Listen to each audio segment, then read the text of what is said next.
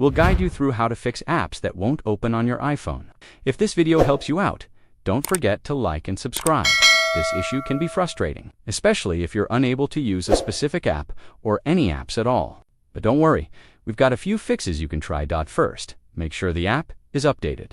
Open the App Store, then tap on your profile icon in the top right corner. Scroll down to see any available app updates.